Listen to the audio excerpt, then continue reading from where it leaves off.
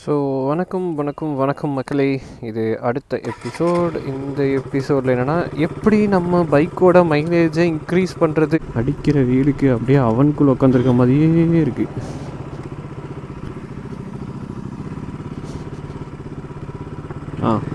எப்படி பைக்கோட மைலேஜை இன்க்ரீஸ் பண்ணுறது.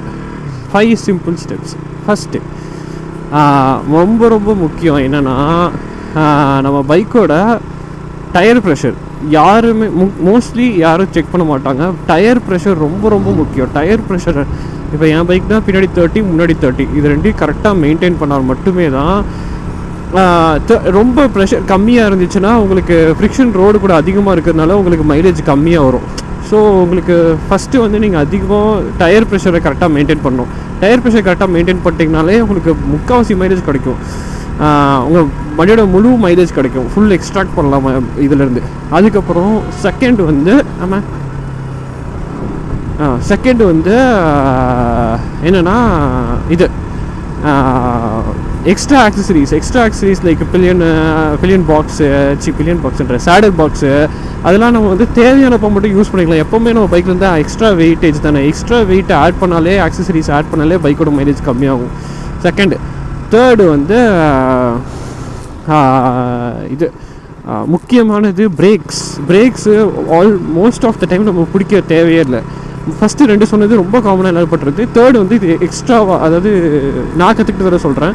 நீங்கள் வந்து ஸ்பீட் அதிகமாக போய்ட்டுருக்கீங்க, ஒரு ஸ்பீட் பிரேக்கர் வருதுன்னா டக்குன்னு பிரேக்கு கிளச்சை எங்கேஜ் பண்ணி பிரேக்கு அது பிடிக்க தேவையில்லை. இன்ஜின் பிரேக்கிங்லேயே நீங்கள் ஸ்லோ டவுன் பண்ணிக்கலாம். அதனால உங்களுக்கு வந்து கொஞ்சம் மைலேஜ் சேவ் ஆகும். இது தேர்டு. ஃபோர்த்து வந்து ரைட் கியர் ரைட் ஆர்பிஎம். இது ரொம்ப முக்கியம். இதுதான் வந்து rule. Right gear right RPM. இப்போ வந்து நீங்கள் 4th கியர் போகிறீங்கன்னா 6000 to 7, என் வண்டியில் வந்து 11,000 ஆர்பிஎம் வரைக்கும் இருக்குது. ஸோ 6000 to 7000, சில வண்டியில் 15,000 12,000, சில வண்டியில் 6,000, ராயல் என்ஃபீல்டில் 6,000 5,000 அந்த மாதிரி ஆர்பிஎம்ஸில் இருக்கும். ஸோ கரெக்டான ஆப்டிமம் ஆர்பிஎம் உங்கள் வண்டிக்கு 6th கியரில் 80, 6th கியரில் 70 அந்த மாதிரி ஓட்டினீங்கன்னா கரெக்டான மைலேஜ் எக்ஸ்ட்ராக்ட் பண்ணலாம். லோவர் கியரில் ஹையர் ஆர்பிஎம்மோ இல்லை ஹையர் கியரில் லோயர் ஆர்பிஎம்லையும் போனேனாலையோ உங்களால் மைலேஜ் அவ்வளோவா எக்ஸ்ட்ராக்ட் பண்ண முடியாது. ஸோ தேவையில்லாத இன்ஜின் வந்து ஸ்ட்ரெஸ்டாக இருக்கும். இன்ஜின் என்றைக்குமே ஸ்ட்ரெஸ்ஸாக வைக்கவே கூடாது. அதுக்கப்புறம் அடுத்த பாயிண்ட் வந்து முக்கியமானது வந்து சர்வீஸ் இன்டர்வல் கரெக்டாக மெயின்டைன் பண்ணணும்.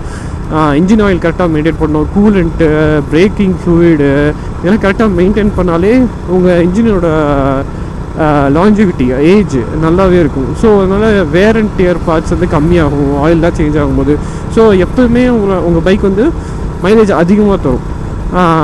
இதுதான் நார்மலாக எல்லோரும் பண்ண வேண்டியது. எக்ஸ்ட்ராவாக என்னோடய சப்ஸ்கிரைபர்ஸ்க்காக நான் எக்ஸ்ட்ராவாக ஒன்று சொல்கிறேன்னா, எப்போவுமே சிங்கிளாக இருக்கிற வரைக்கும் எக்ஸ்ட்ரா பில்லியன் தேவையில்லைன்னா மைலேஜ் அதிகமாக வரும்.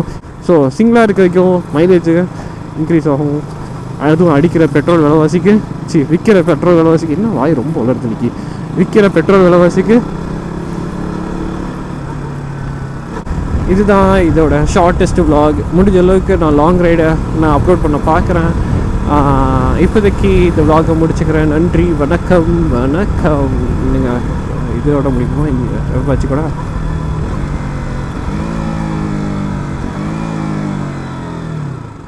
ஓகே.